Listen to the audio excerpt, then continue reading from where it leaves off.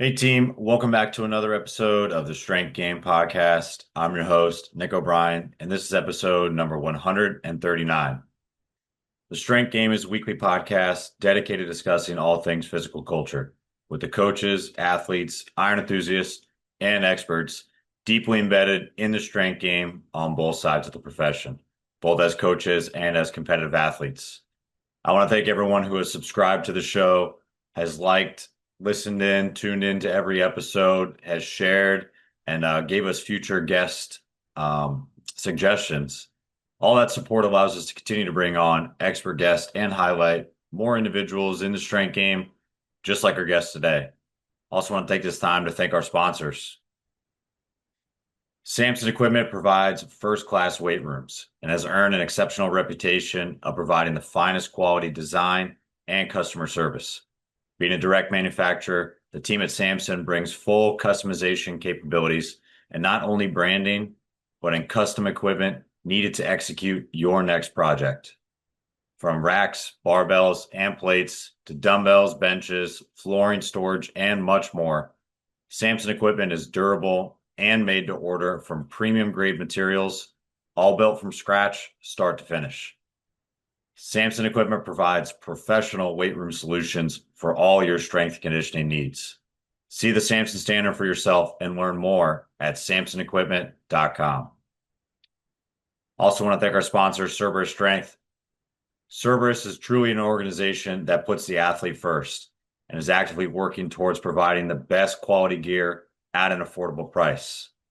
Owned and operated by active lifters, Cerberus has quickly evolved into a global brand symbolizing quality and trust. Their ever-growing product range is used by the top athletes around the world at the highest level of competition, and every single Cerberus Strength product has been designed with performance in mind with the highest attention to detail. So if you're in the market for the highest quality strength conditioning gear and equipment, be sure to check out CerberusStrength.com and use promo code STRENGTH_game to receive an extra 10% off your next order. Also want to thank our sponsor, Sport Kilt. The kilt is a tradition dating back centuries. Worn by nobles, military, and fashionistas, the kilt has been through it all, at times banned and at other times celebrated. For over 25 years, Sport Kilt has been striving to perfect their version of the Scottish classic to create the ultimate garment of fashion and function. Check out the full line of kilts and join the kilt life at sportkilt.com and be sure to use our promo code TSG to save on your next order. And in this week's episode, I am joined by Justin Lima.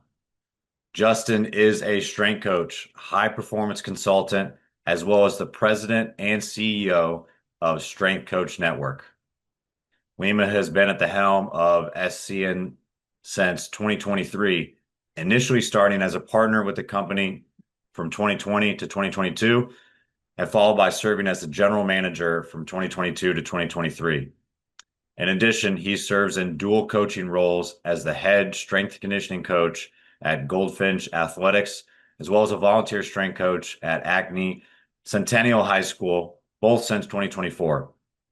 Prior to his current roles, Lima spent his career in the collegiate setting, first starting as an assistant football coach at his alma mater, Bridgewater State University.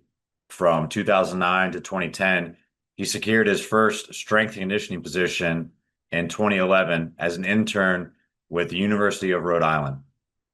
From there, he was a strength conditioning fellow at Harvard University from 2011 to 2012, followed by intern strength coach at the University of Iowa in 2012, before earning a full-time assistant position on the University of Maryland staff, where he spent the 2012 to 2013 season.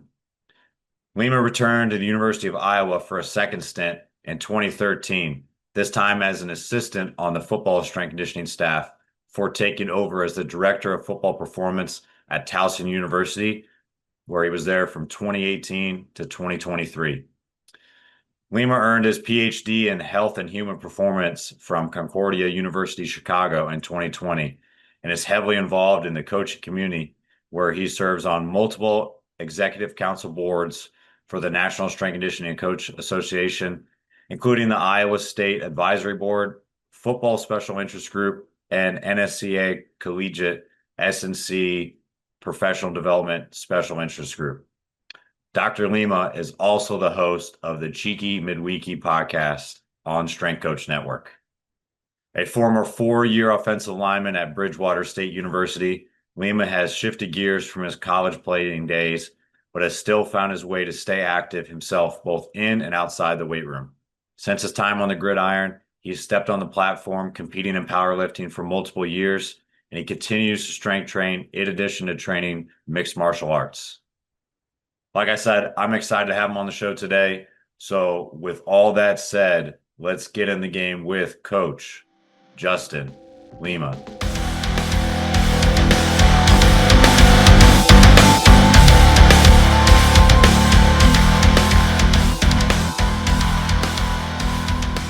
What's going on, everybody? Today we've got an awesome guest. I know all our guests are great, but this one is a really cool one. I mean, he's got better gear than me. He's got a cutoff shirt. He's ready for summer. The microphone, everything. Doctor, strength coach extraordinaire, doing everything kind of under the sun. We got Coach Justin Lima on the show. How you doing today, Coach? I'm good, brother. Appreciate you having me on. Hey, I appreciate you coming on today. I'm excited to get going with you and kind of chat it up. There's a lot of stuff that you've got going and been all around the block in different capacities of strength conditioning. So I know there's going to be a lot of things that we can kind of touch on. But before we kind of dive into the weeds of a lot of the coaching stuff and kind of what you've got going on with coaching in the high school setting, private setting, and obviously Strength Coach Network, how did you really get involved in the strength conditioning profession, like as an athlete, lifting, like in the strength game before you really got to that spot where, hey, I want to be a coach? Well, first of all, shout out to Heidi Campo for connecting the two of us and being on the show because her and I getting connected through the NSCA and then, all of this. So that being the grassroots of it. My origin story for strength and conditioning was I played high school football. I was actually the worst of my 4 friends that went to go play college football. I kind of was just the guy that tagged along with everybody else that was better than me.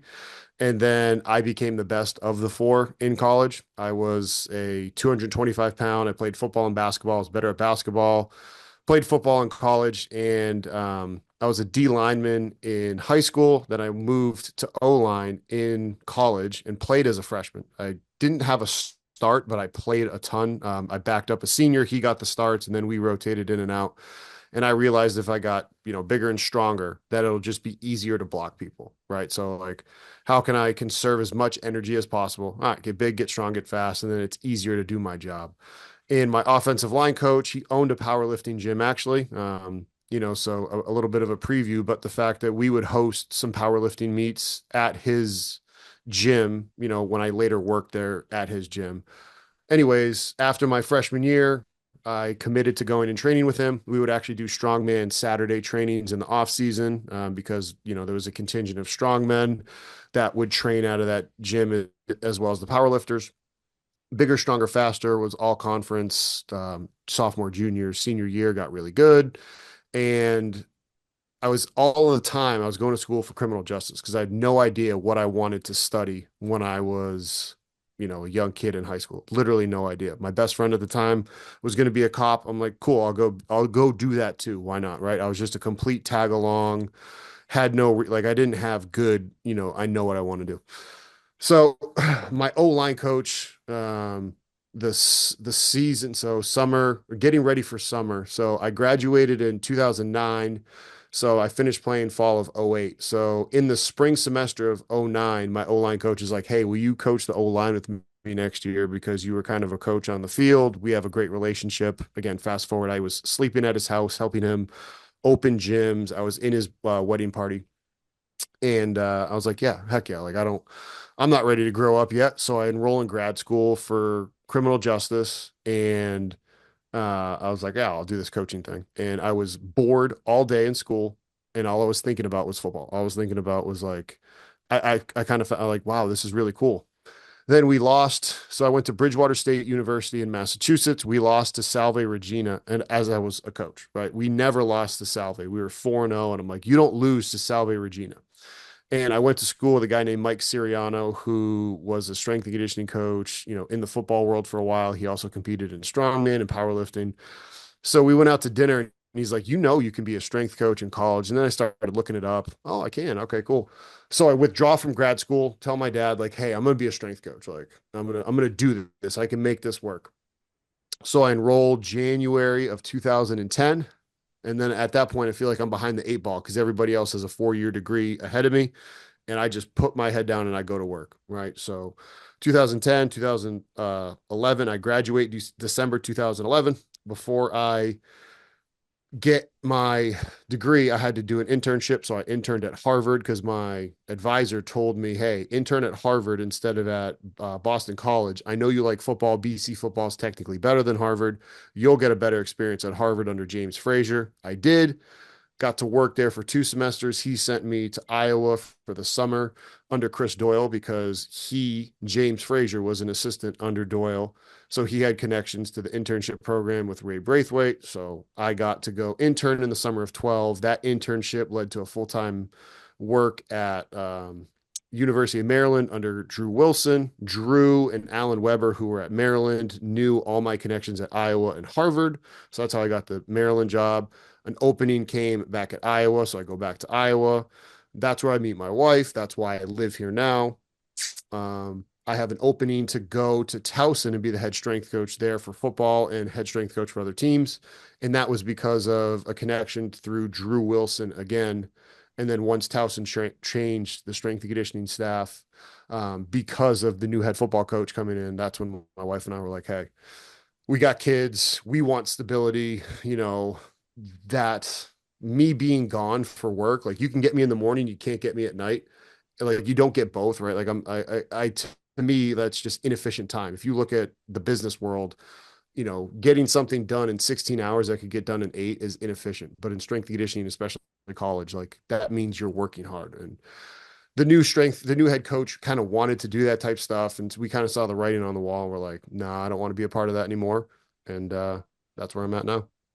Yeah, I think your story is very similar to a lot of other coaches too. And I mean just to speak on like the hours aspect of it too, like I think a lot of coaches are starting to make the shift or find a different setting that kind of suits them a little bit better because that grind of 16 hours, like we know there's always a time and a place for it, but when that becomes like the norm of like this is what we do every single day just because like we want the illusion of we're working harder than people, but you can work smarter and harder at the same time. It's a reason why you're losing a lot of high level coaches to different avenues or getting out of the profession altogether. But it's probably good too at the same time because now you're starting to see like high school becoming more prominent. You're seeing coaches that are flourishing in tactical settings or starting their own business and things of that nature that originally it was just professional and collegiate sports that you everybody quote unquote the highest level of coaches were at. And now it's kind of evening the playing fields a little bit because people see the writing on the wall. And I don't know if we're going to see too many coaches in the future spend 2 decades or 20 plus years in the college setting, very much longer. And I mean, some of our mentors and some of the guys that we've kind of grew up with, like Coach Fraser is like an anomaly, like Coach Mhm. Mike Hill that I had at Georgetown is still there. But I don't know if we're going to start seeing coaches that are at one location as long as they are now in the future. Well, I think I could have. Like, then the thing about Towson, my wife and I, we knew it wasn't our forever place, right? Like, but we made it home. I'm from Massachusetts. She's from Iowa. We loved it. But again, it was the upper administration of people that didn't know what I do that were trying to tell me how to do my job and try to talk to me about high level football when one of them never worked in football, never played football. Two, the guy who was the associate athletic director, the highest level football he ever saw was Samford, not Stanford, Samford. And he's trying to talk to me about what high level football does. And I'm like, bro, I was with the Iowa Hawkeyes when we went to the Rose Bowl and had an undefeated regular season. And so being at Iowa and seeing the way that Doyle and Coach Ferentz worked together, and Doyle would tell us, like, yeah, he had his own flaws. He wasn't, there's one perfect human being. It was Jesus Christ. Outside of that, like no one's perfect. And Doyle had his own flaws. I'm not here to talk about that. But one of the things that he did do really well was he taught us as strength coaches, like, do your job and then don't guard your desk. Like, you don't have to be like, if you got your job done and you do what you need to get done, like, you could be like, leave by 2 or 3. Who cares? As long as it's not your coverage day, the day that you're supposed to be, because we would set it out like, hey, Justin, you have coverage Monday, Cody, Wednesday, Nick, Thursday. Like, and that day you were first in, last out. Who cares? Right. All right. You eat that pill one. So it's not that big a deal. But when I had people that had no idea how to run high level football telling me how to run high level football, I'm just like, no, like that's literally inefficient. And yeah, sure, when you get somewhere new, you have to put systems in place. So your first year or two, you're slaving away, you're working your really long hours. But once you get systems in place and you hire good staff, and again, I saw the writing on the wall because people used to get mad at me. My assistants at Towson, they got paid $15 an hour and had to have a master's degree. Insane, right? Insane. And they had other teams in addition to working with me. So I couldn't have the 4 P's that we talk about at Strength Coach Network: pay, personal life, career progression, sense of greater purpose. I couldn't affect their pay. I tried. The personal life, I would give them a personal life. One of the guys I worked with, Logan, his wife was a nurse. So sometimes their schedules were out of whack. If we had a morning lift that was not very difficult and he has had crazy lift times, I'm like, uh, Logan, tomorrow's not a hard lift day. Kate needs to be here, or Moto needs to be here to train this team.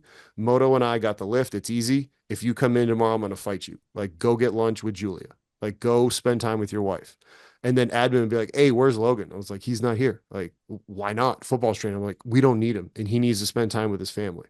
So I was taking care of their personal life and giving them, right? Like, how can I affect them positively if I can't put more money in their pocket, but I can let them work less hours for the money that they're getting. And that was kind of always something that was really important to me. And again, my wife and I, we had a great house. We were close to campus. Like, everything was good, and we would have stayed there for a while. But like I said, when you're working with incompetent people that are trying to tell you how to do your job, there's only a certain point where you can listen to that for so long. Yeah, I agree. Like those 4 P's that you guys always preach are super important. And there's a lot of the times, maybe one or two of them are probably out of the realm that you can really control, but you could still find other avenues to kind of positively affect, especially like at least your subordinate staff and like who you directly, like who reports to you directly. Like that's the most important thing too. Like outwardly projecting and trying to like fix the world's problems doesn't help when like everything that's going on in that weight room is out of whack.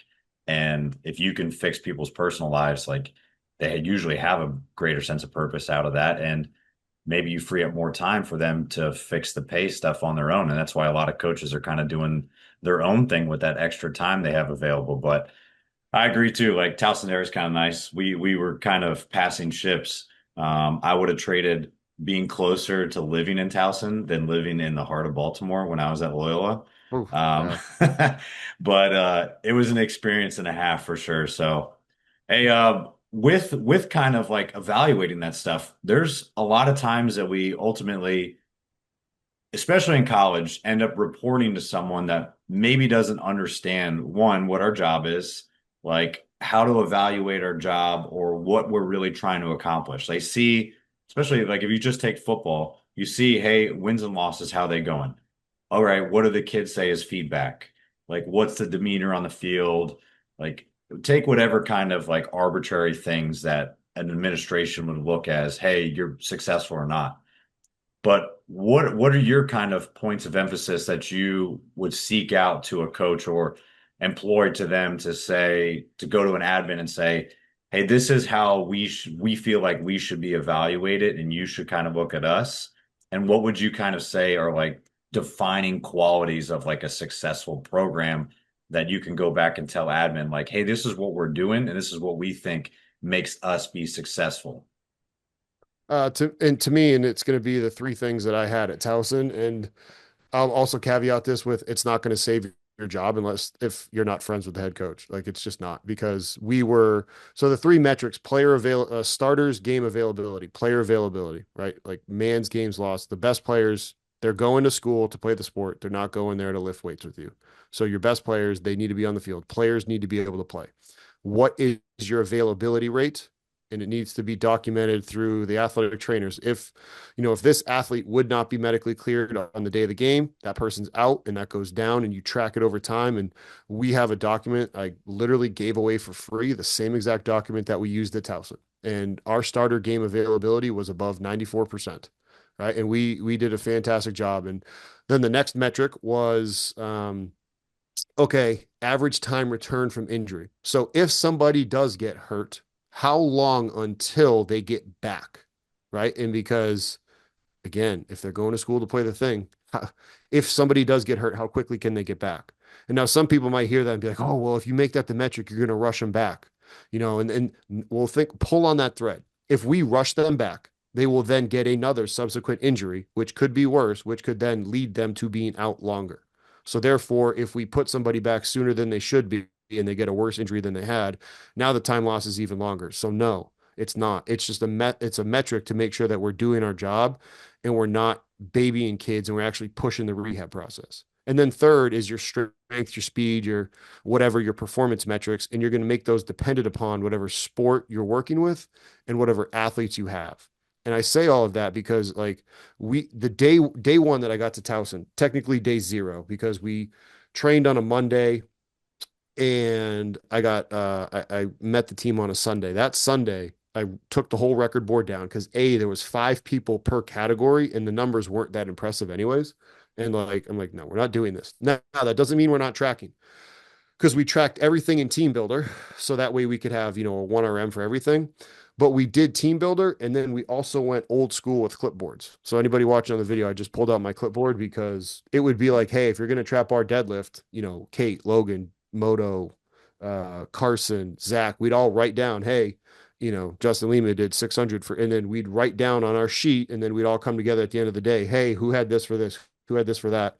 And then we'd update everything in our player profile data document that we had, which tracked everything over time. We gave it to the players, we recorded, we ranked, we published. So to say that we didn't track that stuff, no, we didn't. But it was just tertiary to are our best players and all of our players healthy and able to play? If somebody does get hurt, secondary, how quickly do they get back? And one of the worst parts about it was I had somebody up in administration say, well, Justin, why do you want that to be your metric? Sport coaches can mess with that. I looked him right in the face. I said, we're talking about the high performance model where we're supposed to work with the head coach and we're supposed to work with the athletic trainer. So make our metric of success one that forces us to actually collaborate with everybody. Because it's real easy to live into, oh, well, we want a high performance model, but the thing I'm going to hang my hat on is how strong I got somebody in a back squat. That's not your actions speak so loud, I can't hear what you say.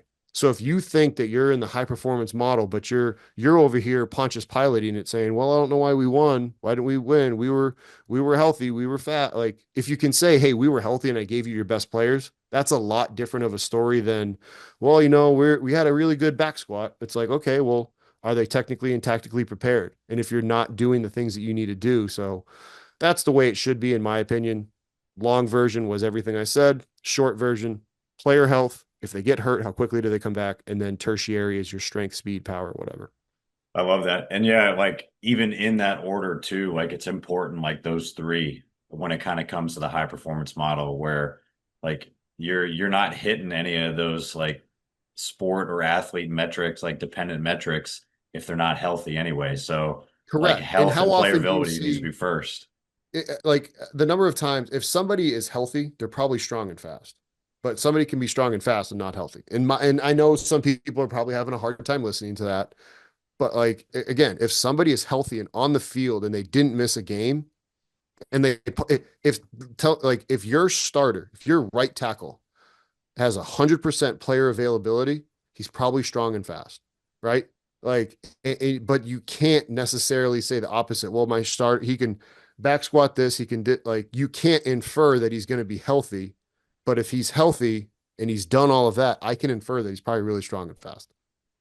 Right. And No, people it can makes perfect disagree. That's sense. completely fine with me. Like, and I told my staff, I said, don't ever be a yes man or a yes woman because I had Kate was my assistant. I was like, don't ever, there's no yes man, yes woman in these conversations. And again, this is another thing I learned from Doyle. When we're in a staff meeting, This is where we're supposed to disagree. When we leave, we're united.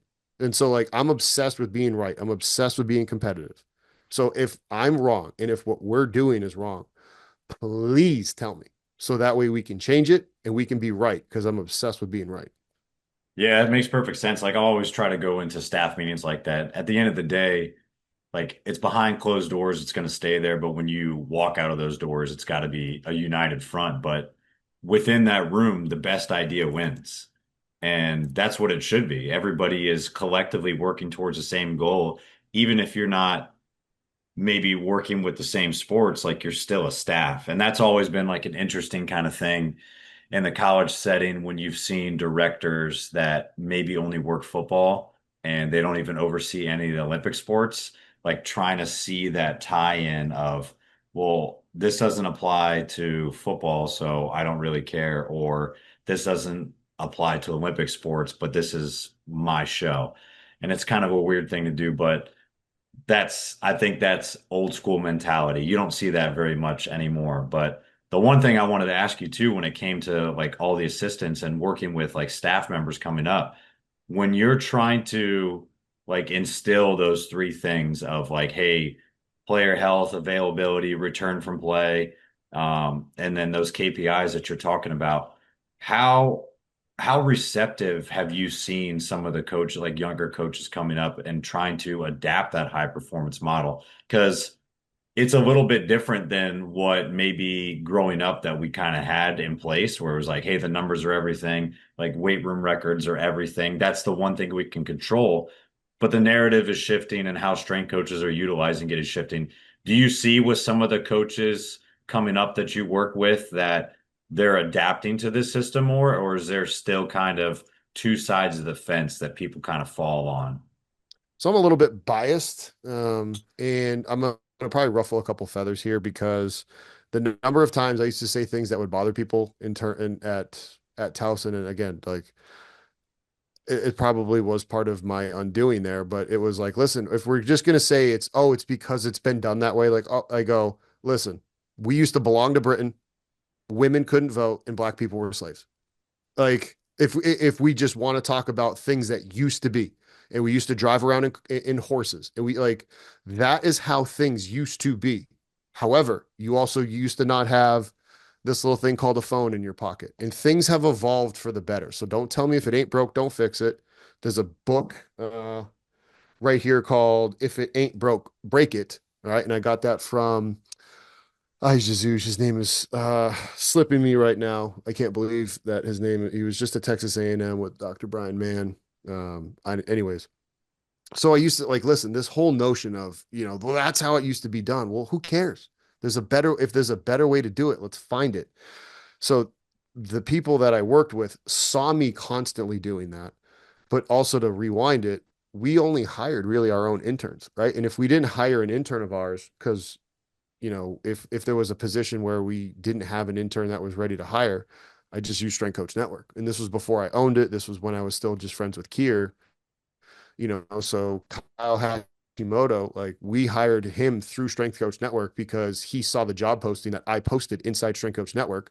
He sent so I knew again that he was a highly qualified person. He knew he was a member, so he consumed the lectures and already had a smart, advanced brain and wasn't just have to do things a certain way, right? And then when we hired um, Zach Woodard, so Zach got a reference from Amit Vora, and Amit knew Dr. Thompson from Springfield because there's the Springfield connection. So again, plug and play there. Kate interned for us. Kate was a rock star. And the fact that I had to try to fight to get Kate hired with two people, like I had to try to fight with two people to get Kate hired, but the two people that we hired, we literally hired them because we knew them already. One of our former interns, we waited until she graduated to be able to hire her so we could actually hire her, right? And it's just like, so that's the way, and we kind of, borrowed that from the way things worked at Iowa.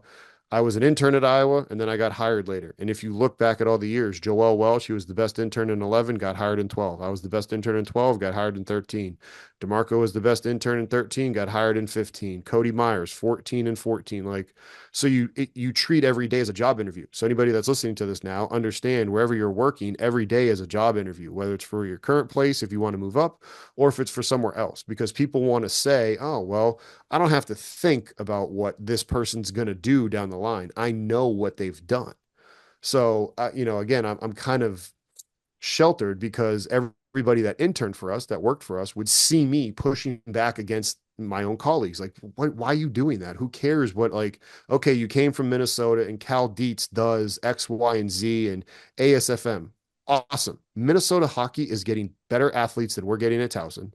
You're getting lacrosse players that are underdeveloped. Why are you trying to do an AFSM dumbbell row with an athlete that can't row a 100-pound dumbbell?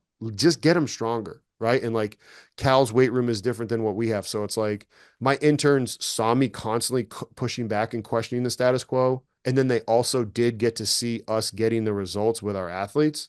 So I am a little bit biased in that. But if coaches are going to be just stuck in the tried and true, hey, this is like, again, just ask why, right? Just be like, why? In a curious, general, like genuinely be like, hey, why? Why is this so important? Or why? Okay, the record board. Hey, why? Okay, well, then we're just going to make sure that everything is, you know, it's status quo and it's above the line and it's done properly. Because again, at Towson, interdepartmentally, they were like, well, we should get all the 1 rep maxes for all the athletes, male and female, and then that way we can compare. I was like, stop right there. First of all, the strength coach with this team, you're calling that a back squat. That's not even a half squat.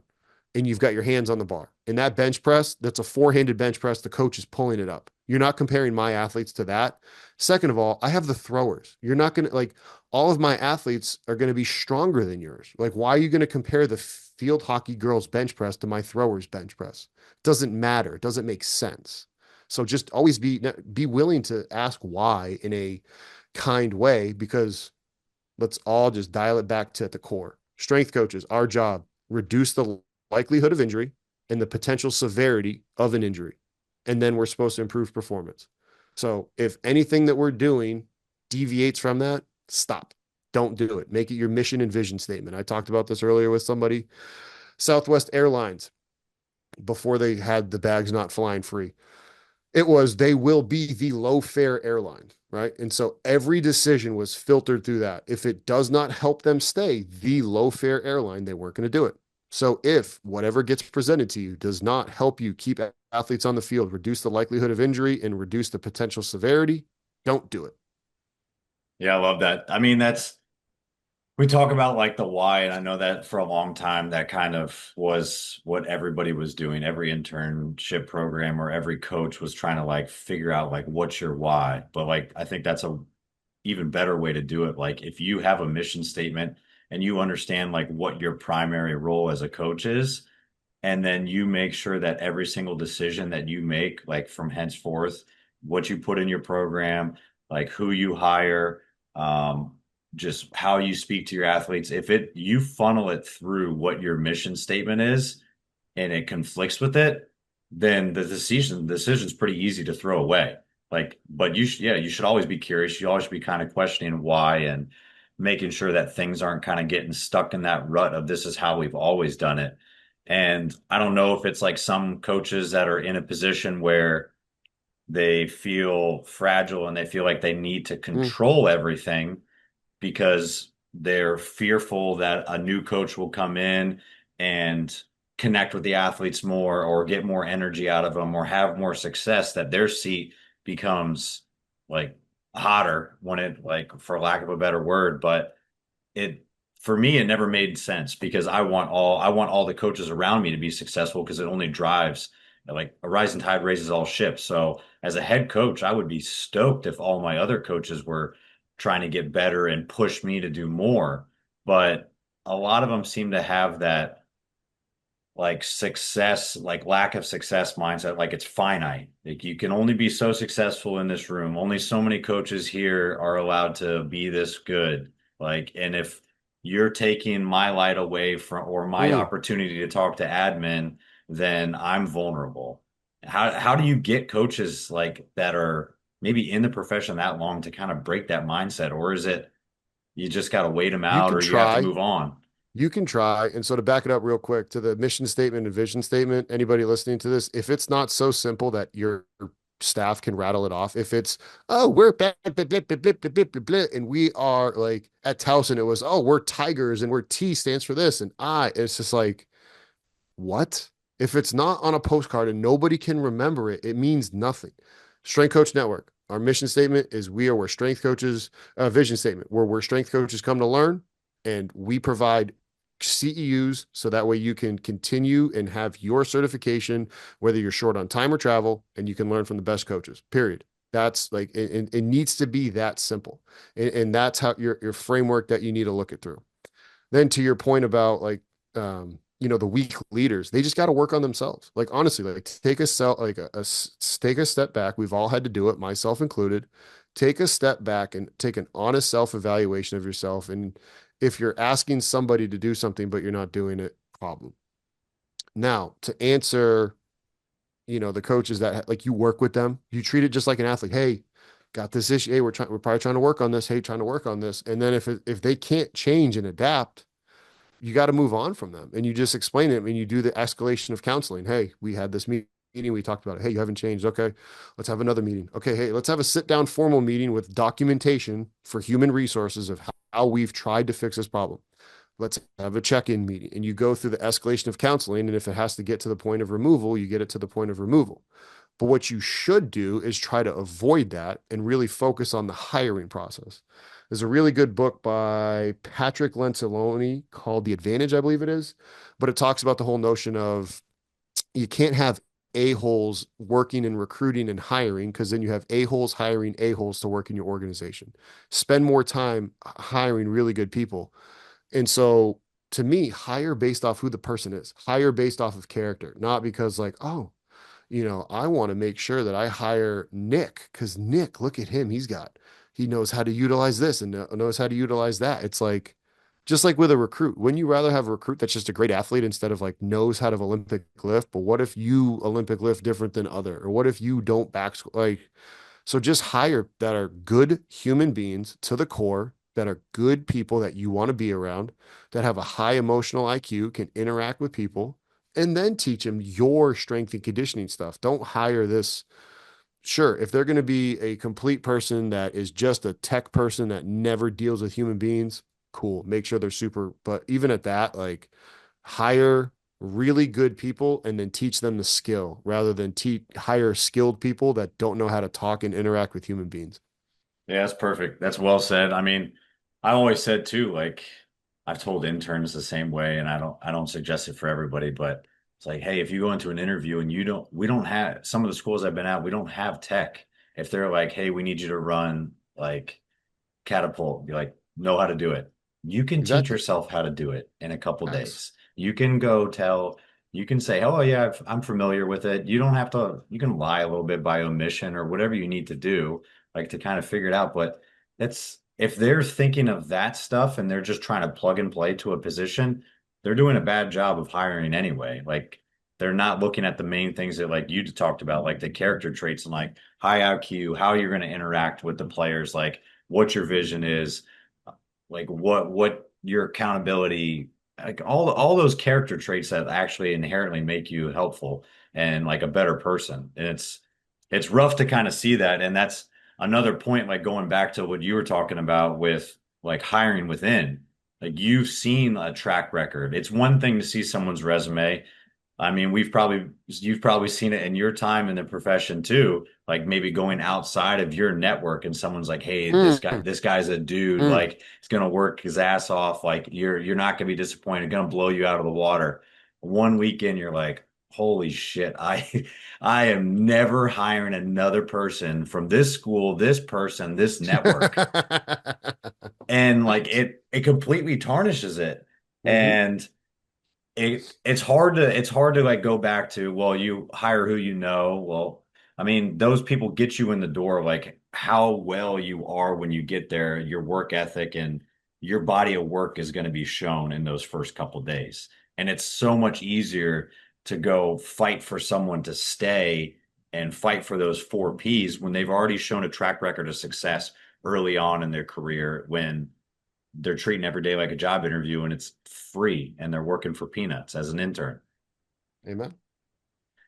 Man, it's a different profession. So like shifting gears for you, I know everybody can go back and kind of hear a little bit how you got involved in Strength Coach Network.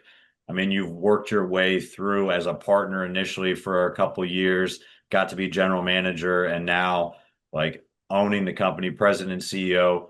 Like what was kind of your inception? Like why get involved like on the front end and then how have your roles kind of changed leading up to like what you're kind of doing on a day to day with the whole company? So shout out to Joe Alexander. He was my first assistant at Towson that I ever got to work with when I got there, and we wouldn't have had the Salisbury success. alum. What? Yes. Yeah. So would not have had the success that we had at Towson, during that 18 season to get back to the playoffs, or setting the entire foundation for my 5.5 years without Joe there, and I wouldn't be where I'm at now without him. He, I always joke around, is like a baseball card collector for strength coaches, and knew like would know like everything about where anybody was. He was super super smart in addition to his X's and O's, but knew a lot of things. And we were playing William and Mary in 2018. And he's like, hey, he's like, William and Mary just hired the rugby strength coach. It's like, Joe, what? What are you talking about? Like, like it's September in 18. We moved to Maryland. I moved in January. My wife and I didn't live together and again until March. I was sleeping on a coworker's couch. We finally got a house. My first child was born in May. We're back in the playoffs. Like I'm just trying to get everything back up and running. I was like, Joe, what are you talking about? I'm just been working my face off. And he's like, yeah, he's like the rugby strength coach. He's got the strength coach network thing. I was like, show me what you're talking about. And at this point, so 2018, I'm finishing my PhD. And Joe, I watch a webinar with him, and I think it was Alex Natera's run specific ISOs or something from Stephen Jones on motor learning. And I was mad. I was so mad. I was like, bro, how is the best education that I wanted going into my PhD coming from this website? Like, what is this? Like, how is this real? I'm so confused. Like, I don't get it. So fast forward 2019, we were playing, maybe it was 19 that he was going to William and Mary, but 2019 I met Kier, Corum, and Scott because the week before we played William and Mary played Elon. Nick DeMarco is the assistant AD, head strength coach there. Nick and I worked together for 3 years at Iowa. Nick knew the William and Mary crew because of Corum. Corum and Nick knew each other. Corum wanted Kier to learn from Nick. And that's how them all knew each other. And then so I had breakfast with Kier, Corum, and Scott in 2019 before we played William and Mary. And from there, like we just kind of had a friendship from there. Like he was super kind and super smart. Same with Scott and Eric. Like it was, we just kind of hit it off, had a good friendship, stayed in touch online. And so that's 2019. I'm still learning on Strength Coach Network. And then I finished my PhD in 2020. So it was May 2020. I finished it up, and I've always been the guy where I'm pretty, again, obsessive about winning and being good. So I finish, and all right, my late nights studying or reading research papers or writing or early mornings is done. So now I've got all this free time. Well, I could either fill it with watching TV or I could fill it with being productive. And I had already, um, been consuming a lot of the education on Strength Coach Network. And DeMarco had just done a presentation for Kier because I did a presentation. And I'm like, wait a minute, what are you talking about? And so I just reached out to Kier. I was like, bro, I really think I can help you. Like, I got all this time on my hands. I'm already learning it. Like, what can I do? Working for him, doing some low level things because I had the extra time. And then it just kind of snowballed from there because I was obsessed with, just learning and watching every webinar and just consuming it because it was the best knowledge that I've ever had from coaches that did the thing. And then, he leaves William and Mary with Corum because William and Mary kind of lost their vision of what the high performance team would be. Corum leaves, Kier leaves, Scott leaves. They cut the pay like $20,000 to what they actually pay the head guy. Right. And so it's just like, Kier started to kind of fall out of love with strength and conditioning, started to give me more responsibilities as he still kind of owned things and he was figuring things out. I go to his wedding when he got married, just again, true, honest friendship together. And then when I got let go at Towson because the new head guy wanted to hire his own guy, that Kier was kind of like, all right, hey, I'm ready to be done. You want to be a dad, you want to be a husband. This can give you the ability to get back to Iowa. You've already been doing everything. Let's make the financial things work out from there. So that's how, it went down. And again, it was just me being like, I have too much time on my hands to keep learning. Why go binge watch Netflix? Like I want to learn and better myself to better my family and better everything. Kind of like when I was getting out of financial debt, being an intern, right? I put all my credit card debt on an interest-free credit card from Wells Fargo. And it's like, all right, hey, this $8,000 or $10,000, whatever it was, now everything will go to the principal. And when I got hired at Iowa, I got obsessed because I was living by myself. I just paid it off. And then I had been paying it off. And I'm like, what am I going to do with all this money? I don't need to just go buy food and do dumb stuff. Like, oh, I can start investing. Okay, cool. So I just took that same principle and applied it to education. Awesome. Hey, well, I mean, that's a great way to kind of do it. And I mean, it's great advice for anybody that's kind of getting involved in the coaching sphere. Like, there's a lot of different avenues for it, and there's a lot of things that you can kind of do your own way or do wrong. But at the end of the day, like, you should always be striving to have financial success, be happy within your career, and continue to keep learning. And I think that's great that you were able to kind of do those things and get to the position you're in. And I'm glad that Kier like saw in you to like continue to pass on that legacy and now see where you guys are taking like Strength Coach Network and continue to drive that ship forward. It's awesome because it's a great source of resource for anybody that's trying to either break into the profession, like is invested in it as like kind of that intermediate like coach, but it's also huge for all the coaches that have been in it for a long time. And if just like you're saying, you've been in it for a long career as well, and you're still like kind of frothing at the bit to continue to learn and push forward, like there's a place in the whole network for coaches to learn in any aspect, and that's awesome. Where do you kind of see the profession like going in like a broad sense? Because we talked about it and like you're tapped in and everywhere. Tapped in like for private sector, like all the different interns, collegiate side, like where do you think like coaching, like strength conditioning should really go? And are we on that kind of path right now to get there? Coaches just have to finally come together and like let's first of all unite under the term strength and conditioning coach. The NSCA has done a great job getting that classified as a job through the DOJ or however they did that. And so that need first of all come together with that. I love what's happening with H2F because getting to serve those that serve our country, like that's amazing. And whether it's whatever branch of tactical you go, I love that there's more opportunities to help out people because people need to know about that. I love the high school realm. I thought the academy setting that's going on in Europe with respect to football. Like you don't need kids back squatting tons of weight, but you can technically teach them to do certain things at an early age and, still doing things right and just having another solid human adult in young kids' lives in the formidable years of middle school. I love what's happening in professional sport, how there's more sports that are having strength and conditioning coaches. And I think realistically, for the high ticket, high profile sports, you should just report to the head coach. You should not report to anybody else. You're an extension of their staff. You're a stock. It's high risk, high reward. You want to go work in the NBA? Awesome. You report to the head coach. They want to fire you or hire you based off of whatever they're supposed to do. They can do it, but you understand that that's what you're getting into. You go be the assistant strength coach over with, women's lacrosse and baseball over at Johns Hopkins University. You're not going to get paid a ton of money, but you have a career longevity as long as you continue to keep doing your job. You're a bond. So that's the way that it needs to continue to go. And I'd love to see the governing bodies come together. In a truly idealistic world, it's how can we get the high school strength coaches back together? How can we get the collegiate strength coaches together under that umbrella of, the NSCA world where now we can truly, let's stop fractionalizing, right? Like all the different states. If Nevada had to fight a war in Florida, like how about we just band together as a group of states? And now we're the United States of America. Like let's get together as strength and conditioning coaches.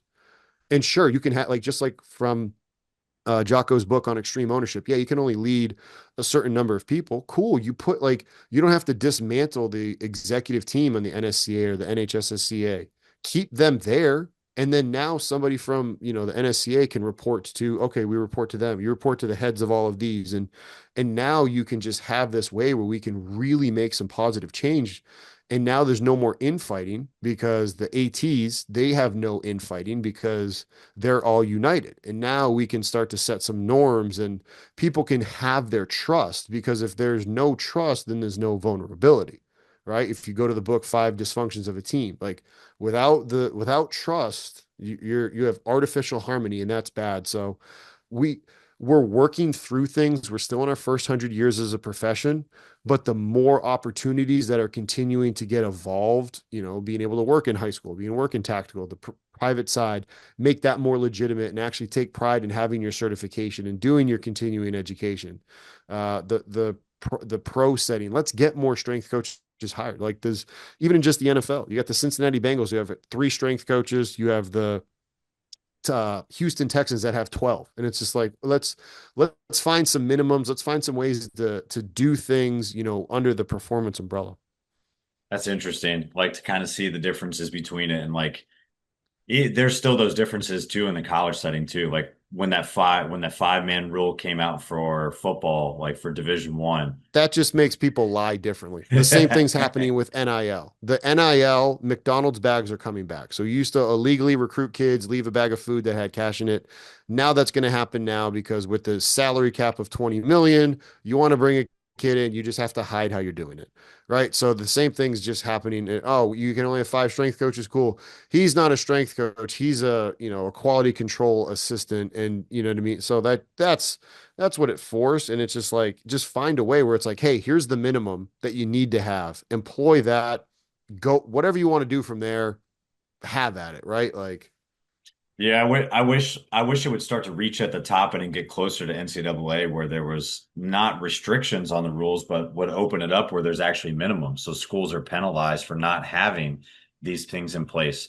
I can't tell you how many times like at smaller like D1 schools, certain sports don't even travel their athletic trainer and they're like calling ahead like, hey, who's the host? Or is there going to be even anyone on staff there to take care of like our athletes? Because I have to be at this meet, so I can't be at this game. And like strength conditioning should be the same way. Like it doesn't need to get to the point where everybody's traveling and you kind of know where the yeah. money sports and stuff like that are, but there should still be enough point in time where every team is taken care of, every team is kind of covered in a way that fits your level of play, your division, your conference, and there just needs to be more conversation and more standards held like at the lowest level and start to build up. But there needs to be more said and more people fighting at the very top, and then setting some regulations in place and minimums, like you said, going down the chain. Well, let's caveat that. Let's not just put it all on, administrators and other people for not hiring enough. Let's be and like let's be real professionals. And I'm not saying because I had this conversation with somebody at Towson. He's like, you guys aren't allowed to wear hats in the weight room anymore. I was like, excuse me? We need to be professional. I said, stop right there. First of all, what? Wearing a hat inside is not professional. And he's like, no, it's a bad look. I was like, you literally call a drill that's change in direction agility. That's not professional either. Your terminology is incorrect. You allow athletes to squat high and call it a back squat. You pull the bar up off their hands when they're bench pressing. That's not professional. Wearing a hat, what are we talking about? I was like, what do you want us to wear polos and all be having a matching shirt every day, the same color? He's like, no, you know what I mean. I said, no, I don't. Makes no sense. So when I say be professional, I mean actually be knowledgeable in your base of what you're doing and understand your percentages and your sets and what the athletes are going through. Be a professional that can speak life into the athletes and connect with them and work with an AT and understand rehab and working together. Not this artificial, oh, I tuck my shirt in and I'm a professional. No, the athletes don't care about that. Like, we're wearing t-shirts and shorts to work. It does like we don't have to have a matching shirt or a polo or not having a hat on to prove that we're a professional. Understand your job, understand your scope of practice, understand how to work with everybody else in the sandbox, know your sets and reps, know your progressions and regressions, call things properly, be a really good advocate for the field so that way more of us can get hired so that way you can leave it in a better place. I talked with a strength coach today who was an assistant at a high school. Since then, they've hired multiple other strength coaches, and those people have like, so you're leaving the field in a better place, and do so by being really, really smart person. You can do that if you have a beard and a backwards hat and be one of the nicest people that everybody had. You know what I mean? Like to think that, oh, I have like, no, that was something that I pushed back on. And I used to just wear a hat until I saw that if that, person came in the room and I just like take my hat off, like, oh, I came from outside. Sorry. Like, Yeah, just poking holes in some of these dumb regulations or rules that people arbitrarily put into place just because they don't like it or they're trying to set it like that's not professional mindset. And I've seen a lot of younger coaches coming into the profession that I think, and maybe it's a social media thing too, where you see what people are doing, but you're not really inquisitively like asking questions about why they're doing like mm, what's the set and setting, like what's the context behind it. Even some of the younger coaches that are coming in and they see like training sessions. I remember like, and you were probably the same way, like going to Harvard and Rhode Island, like multiple teams, you're seeing like at any given time, like you're just coaching, coaching, coaching, coaching, coaching. And then you have your head is so full of questions that you just sit there and spew them all out, like to try to get a better understanding of what you're doing. And I feel like a lot of the interns that I've seen, and especially like my last previous like two stops, like in the college setting, it's been they come in, kind of punch the clock, like interact with the players. That's all well and good. Like maybe they train themselves, but they don't really like come in and sit down and ask all the questions like, oh, how do I get here? How do I do this? They're looking out of what's currently right in front of them to like something bigger and better with no context versus, hey, why did you do this with this player? Like, hey, you talked to this player in this manner. Like, why did you program these reps and for this mhm. person? Like, what's going on outside? Can I like asking for more responsibility? Rather, they're just looking for something like a bigger, better party to go to that night instead. It makes no sense. Matt Jordan, Dr. who has done some force plate courses and a force plate literal expert. He was on the our podcast and we kind of talked about something similar. And he said, like, the way he said it is, yeah, like everybody likes to kind of learn on social media and get this little dopamine high. And okay, maybe somebody might read an ebook, but like the idea of actually going and reading something like even just trying to read another book from Dr. Yesus, like explosive plyometrics, like read this or read a research paper and go visit another staff. And like you said, go chew. He says like you like eat a good hearty steak that can kind of fill you and just like you really go meet with a staff and you sit and you talk just this thing rather than going and getting a Red Bull or having a McDonald's burger, like just kind of a quick and easy thing versus something that's really nourishing to your soul. And I mean, shout out again. I talked about how close I got to be with Scott when he was at William and Mary. He goes to LSU. I get to go visit him in 2022, spend the time with him and Jake Flint and the entire staff down there for 4 days. Right. And like just the value that you can have when you get to go and visit these staffs. Now, yes, you don't get to do CEUs when you do that, which is why we at Strength Coach Network do what we do to be able to give you CEUs at the low price. So you can spend money on your CEUs, keep your certification, but then also go do the thing that will help you get a lot of other learning. And like being able to just gnaw on that and go visit a staff and see them and be in that environment, golly, there's tons of value in that. And like people need to be doing that because I truly believe in the value of it. Yeah, I mean that was my favorite thing always, like in the college setting too, was going to visit people. And I think that's what really spurred this podcast specifically because like I understand like traveling, like you can't always do it, but like traveling with your teams, like it's a chore, like it's still work. You got to be away from your family, you got to be away from home, you got to plan a lot of stuff accordingly. But my favorite thing was going to see someone else's dojo. Like go talk to them, see how they run stuff in a setting. You go to a conference and someone tells you what they say they do, Hmm. but do they actually really do it? And we all know like it's going to cost me like $1,500 to go to any of the national conferences this year when you're going hotels, conference fees, travel, all that stuff. And I'm just going to spend another $400 at the bar hanging out with the coaches because that's where the real info is going to come from. And I don't care what Versus I anybody can go sleep on says. your couch. I can go sleep on your Exactly. couch, stay with you. We can have longer conversations. We can chill. All right, hey, you're a family, you're a married man. You got, all right, I won't go stay at your house. I'll sleep at a hotel. We stay late at work. Like, spend your money that way. Yeah, I know. I don't know where it's going to go, but that's why resources like Strength Coach Network and I mean just reaching out to other coaches, going to visit people, like actually going out of your way to do the harder thing and like put in some effort to reach out to coaches and network the old school way, like is never going to get beat. And it's great to get Just everybody start local. together. Yeah, Just exactly. start local. Like, just go visit a high school that's near you. You don't have to go to, like I said, LSU. Like, I knew the people at LSU football, and I was doing something specific for the football team that I was working with at Towson. We wanted to look at some nutrition stuff that we were doing.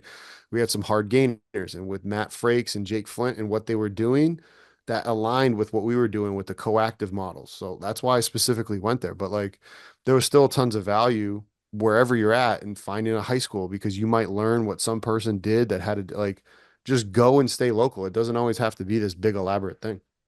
Yeah, exactly. Hey, well, let's shift gears a little bit. Like you had a playing career, like you shifted a little bit, got on the powerlifting platform yourself.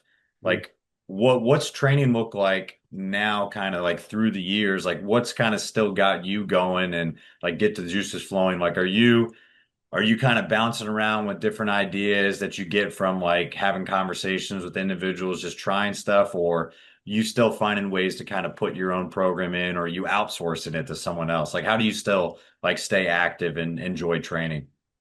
I do so many different things because like I just want to be really good at all of them. And right now during the summer, the jujitsu and kickboxing has taken a back seat because my kids are home with me during the summer. So I wake up early and I'll work when my kids are asleep, get things done. Something like this, put on a movie, let them play video games while I get some work done in the middle of the day. But I don't, because I'm doing that for work, I'm not going to do that for my hobby of jujitsu and kickboxing. So that's on the back burner, but I will, once they go back to school, jujitsu and kickboxing will be in, twice a week for each of those. In terms of training, I still will train.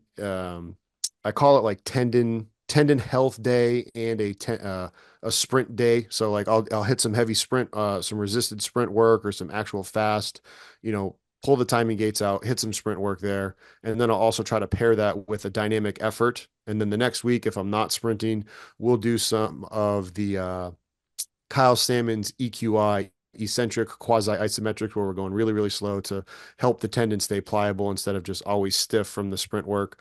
I love CrossFit, adding that in once a week to get that lactate bath just because it sucks and it's not fun, but it is just so good for my body and it's so good for my mental space.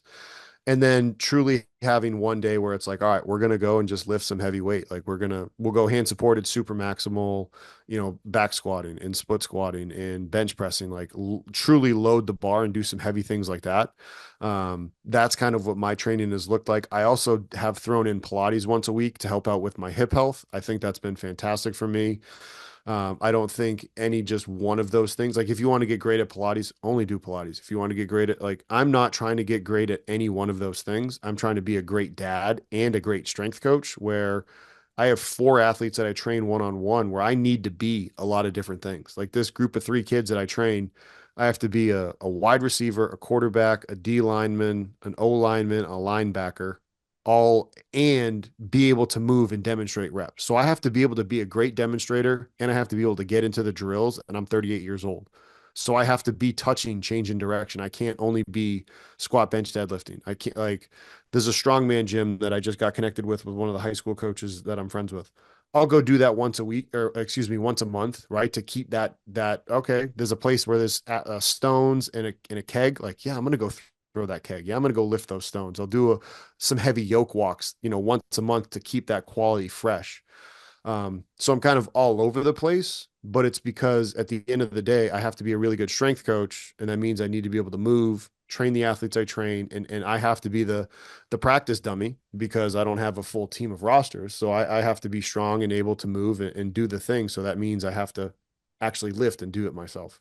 No, that's awesome. It's just versatility, being kind of a jack of all trades. And I've always found that too myself, like when I'm not competing or like moving or taking a new job or something like that, like I'm not competing at a really high level. So like I got to pay the bills somehow. So moving and all that stuff is more important than competing. So I'm touching on all these different things, like you said. What it also does is it allows coaches to understand that what people do in their domain is so impressive because nobody will say, "Oh, I need to get mentally tough. I'm going to go on a 3 mile run." Bro, go run 3 miles and tell me you're not mentally tough. Or like, "Oh, CrossFit, that's just stupid. This WOD, do it. Try to do a bunch of toes to bar. Try to do a bunch of these thrusters. Try to do burpee box jump overs. Not easy." Like, and it just gives you a better appreciation for when people are great at the things that they do. And so that's why, like, yes, okay, be in your domain, understand how to get great there for a little bit, but then get a better appreciation for what other people can do and how difficult it is, because that'll then make you a better strength coach. And at the end of the day, that's why we're doing this. Like, you are trying to be a better strength coach to keep your athletes on the field. You're being a strength and conditioning coach to earn a salary so you can take care of yourself and your family. There's nothing wrong with saying that and trying to be able to provide for other people. And so that means you got to go and do and learn other things. You have to experiment on yourself. Yeah, exactly. Like you can't be so closed-minded. And like I like being like subject matter, like N equals one and going through a lot of stuff. And I try to do that in certain doses, and especially like moving, taking on a new job, like learning kind of a little bit different, like in the tactical setting, being out of college and learning like what that space looks like, what because now I'm dealing with like Air Force, like what do they do differently? Like I'm familiar with the Army, I'm familiar with the Marine Corps. This is very different. Like what does their job entail? Like what kind of drives their training? Like what are the markers that make them successful and like what do they like to do? And some of it is frankly not the things that I like to do. And maybe some of them don't even like to do anything. So it's trying to find ways to kind of pique their interest and do some of the hard stuff.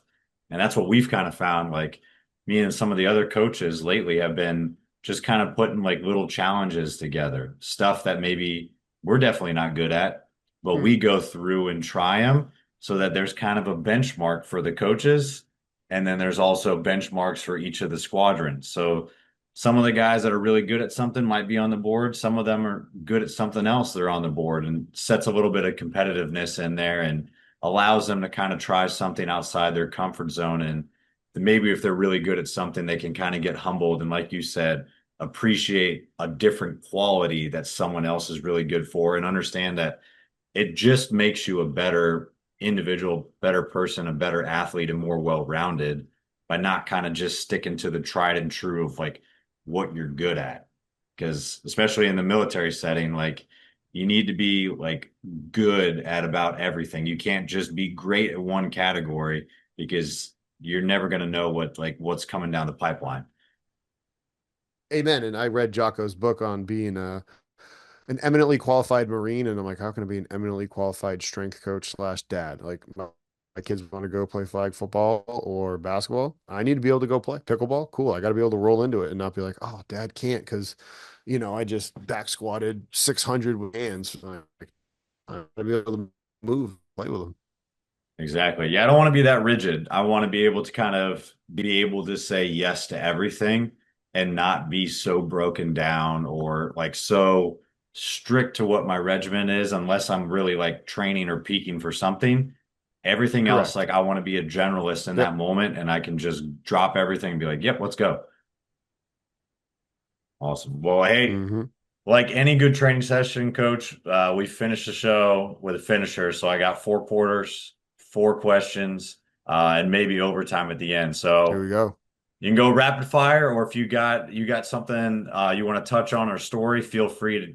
But we'll start with the first one quick for you. So first one I got is biggest influence in the strength conditioning profession? Ooh, who is the biggest info? Oh my gosh. Wow. Duh. Oh my gosh. I have to come up with one part. I guess I'd have to say Rainey Moyen, my O-line coach that got me into it, because if it wasn't for him, I wouldn't have done it. All right, there you go. I know there's been spinoffs from that, but that's the Like inceptions. that's the branch that started it. That's the guy that started it. But then like I already mentioned the other people that were mentors to me in the beginning. So Rainey Moyen, the short answer. All right. Hey, when you're not coaching, not competing, I know you kind of touched on some of the other things that you like to do, but what are maybe some of the other hobbies that like maybe fall out of that athletic realm or that coaching realm that kind of recharge you for the next day? Being with my family and, and then, getting into my Bible and just getting into the word. Like those two things, that's what fills my cup and that's what gets me going. All right. Hey, so if you weren't kind of involved in coaching, kind of involved in athletics and like Strength Coach Network, like with everything you got going on right now, what do you think you might be doing and an alternate universe as a different profession if you had to choose it? You know what? I have the criminal justice degree that I got in my undergrad. And so before I answer all that, I'm going to make sure I talk with my wife about figuring out what's her job. So that way I know, like, okay, how are our kids being taken care of with respect to, getting to school, coming home from school, and making sure that they're covered. So as long as, like, let's live in a world where my wife is able to take care of the kids, so I'm going to financially provide for us. So it's like, all right, I kind of think like maybe going back into that world of being a police officer, getting into working in the town that I live in, like that could probably be something really fun. Another world, my father works at a grocery store as a store manager. So like, all right, working in a store, just blue collar job, working in a store like my dad was and being or is still as a store manager, like could totally see that. Um, would kind of love to be like, maybe being a head football coach because to me, it's like I could outsource OC, DC, special teams. I just get to be the CEO of everything. Like, heck yeah, I could do that. Like, talk to people, figure that out. Like, that could be something fun. Um, the finance world, like, yes, maybe, but I think that's too cutthroat and people just are too backstabby. So I don't like that would be too stressful. Kind of like, maybe even becoming a pastor or a minister in another life, like that would be super fulfilling for me. Yeah, those would be kind of the four alternate universes. Man, yeah, you got some other spinoffs that you could definitely kind Oh, of I'm all over the undertake. place. I'm completely like my wife is an angel for dealing with me. I don't know this. Hey, so if you're setting up kind of an ideal training day for yourself, like you got the morning, you got the afternoon, whatever is kind of your ideal time to yourself. Like what's the music playing and what's like your Ooh, favorite post-training meal look like? so if I'm gonna be real, like if I'm gonna train, if it's going to be like I probably want it later in the day. I've slept in, I got a good meal, but because I like to do like shoot, I love doing double sessions too. So like if I could even hit something like doing a training session with that sprint and tendon health day, like at 6 in the morning, then go and do some kickboxing or jujitsu in the afternoon. That's fantastic to do. Or doing a day where, hey, I'd hit some of that heavy sprint, like I would do the heavy sprint work, then go in and pair it with some jump training and then go do Pilates afterwards as my accessory work, right? So like loving that, making sure I have a good breakfast beforehand, getting my 8 hours of sleep. I'm super obsessive. The music I'm listening to, I'm either listening to Lecrae or I'm listening to Forrest Frank and just absolutely just blaring it nice and loud. I have my Christian rap playlist that just gets played on repeat. So I'm definitely playing that. Heaven on Earth from Forrest Frank is definitely on that. Then my post training meal, I will have a Premier protein shake from Costco because I love those, and so I'll smash one of those. Come home. If I train early in the morning, it'll probably be something breakfasty. If it's later in the day, it'll be lunch or dinner, whatever we planned out. If there's leftovers from dinner, we'll have that. If it's later in the day, I usually don't train later in the day. I'll eat dinner. But a really good post, my golly, one of these CrossFit days we did a 10-minute EMOM of three reps every minute on the minute for 10 minutes, and it was 70 to 70% of your 1 RM. So roughly my back squat max is 365, 400. So I did 275 for 30 reps in 10 minutes. And then we went through just hell of 15, 12, 9 on the barbell movements of, I think it was a power clean. No, it was 15 on all the barbell movements. So it was 15 power cleans at 95 pounds. Then it was 15 reps of toes the bar. Then it was 15 reps of thruster. Then it was 15 reps of burpee jump over the bar. Then you repeat it, go back to 15 on the bar, the cleans, 12 reps toes the bar, 15 reps on the thruster, 12 reps on the burpees, 9, 15, 9, 15. That was brutal. And then I think whatever dinner was, I think my wife made that day, like just ate that. So I'm not too picky, but if I'm gonna make some breakfast stuff, it'll definitely be eggs with some frozen veggies in it. So I'll put the pan on, add some frozen veggies to get more vegetables in my life. Add some eggs. If I got the chicken sausage, I'll add that too. If I can get some, if we batched out some protein pancakes earlier in the week, heat some of those up.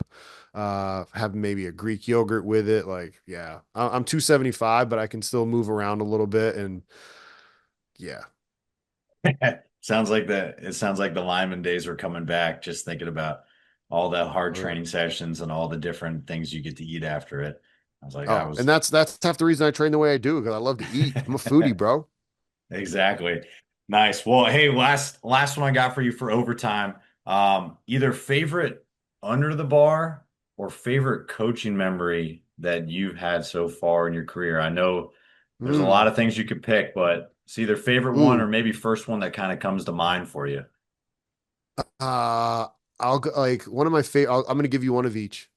One of my favorite under the bar was hitting a bench press during an assisted band bench press during my powerlifting days at 0.09 meters per second. Because I am that slow of a, like, I am a grinder. Yes. 9/1000ths, slower than 0.10. And I've hit some reps with the VBT at Iowa that didn't register. It was that slow because it was one of those like it was an eccentric quasi concentric because I am just a grinder. I am a type 1 fiber grinder like DeMarco like that's just kind of been a running joke is that I'm a grinder. So that would be like under the bar. Then in terms of coaching wise, like to me again it is just seeing the athletes be really successful. I got the paper here from the Baltimore Sun when Jesus Gibbs tore his Achilles in 2021 in a bye week and then came back and didn't miss any time the next season and would have been cleared by the end of spring ball if we actually had a season. Like he healed himself. He took care of his body. Me and the AT Kyle, we worked together psychopathically to work really well during his rehab. And from an October surgery to a May 7 month time frame, he was cleared and was good. Like that was something like feather in the cap, really proud of. That's awesome. Yeah, that's something definitely players are not going to forget, and like the diligence and hard work and effort and planning that goes into place, like when a staff is like all working for the same common goal is awesome. And Mm. I know a lot of players appreciate it, and you don't see it a lot of times until or hear about it too until like you're kind of gone, and they get a chance to reflect. But it's really satisfying feeling like when players are be able to coming back from injury, which sucks, but to see them like be successful again on the field is a great feeling. And trying to prevent them from getting there is even better too when they can be I'll successful. cheat. I'm But gonna give you another one. Darian oh yeah, Street's pro day. Darian Street's pro day. He like, and we went through some stuff together because he didn't. He dedicated himself. He's like, listen, coach, like I, I want to give it a shot. And like he started the second week of January until the end of May, and he trained his tail off, ran a 414, 510 5, ran a 6 7 something L drill, 4 5 2 40 electronic. Like he did fantastic and played in the NFL with the Cowboys to look at me and be like, hey man, you know what you're doing. Like you did it, like you helped him. Yes, obviously Street did all the work and all the credit to Street for that. But he's like, you know what you're doing. You're a professional. You understand how to help these kids get ready for these drills. that was something like a wide receiver in a former wide receiver in the NFL being like, "Hey, for the cat, bro, good job." That's awesome. Yeah, it's a great thing to kind of see them be successful and like to be just a small part of it. Like I remember that old picture. I think it was Jim Ratcliffe, like at Oregon, like it is just him kind of when all the streamers are falling down and like all the Oregon football players are like Yeah, celebrating, and it's just like him in the background, just kind of like taking it all in, and it's such a good feeling to kind of be a part of it, but like we know we're kind of removed in a way. And I kind of like that detached side of it where you're kind of in, but you're also kind of out a little bit because then it allows you to still stay connected with what's going on with the team and what's going on with the athletes, but at the same time, not be so biased that you can't really do your job at a high level. And I think you need that detachment a little bit. So that's awesome. Well, Coach, I can't thank you enough for coming on today. It's been awesome talking to you. For anybody that's got any more follow-up questions, for you specifically, like where can they reach you? And then for anybody that's looking for CEUs, continuing education, networking, just generally everything that you could possibly get starting your career, in the middle of it, on the tail end of your career, whatever it is, like where can they follow Strength Coach Network and everything as well? we're on Instagram, X, LinkedIn, Facebook, YouTube, and it's just strengthcoachnetwork.com is our website. If you search Strength Coach Network on any of those, you're going to find us. You can find me through all of those. I answer questions, on the social media. If you want to email me, it's just my name, Justin at Strength Coach Network. So that's one word, Justin at Strength Coach Network.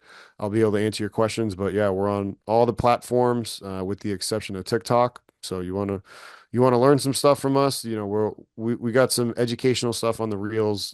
We have tons of educational. If you want to know some nitty gritty X's and O's and listen and watch our podcast, but also get like, hey, practical advice, go to our YouTube channel. We've got blogs as well. So that's just strengthcoachnetwork.com. Again, one word, and you'll be able to find us. Awesome. Well, like I said, I appreciate your time. It was great talking with you, and hopefully we'll do it again soon sometime. Sounds good. Great to talk to you, Nick. That's it for this episode of The Strength Game. Thank you again to this week's guest and to our sponsors. Be sure to connect and keep up with our guests at the links in the description below. Remember to subscribe to us on Apple and Google Podcasts, Spotify, or your favorite podcast provider to stay up to date on all future episodes. Also, check us out on YouTube and CoachO'Brien.com, where you can find all the video versions of these episodes, as well as show notes, episode schedule, and much more. Comments, ratings, and reviews are always welcome and appreciated. Thanks again for tuning in, and be sure to join us next week for another great episode of The Strength Game.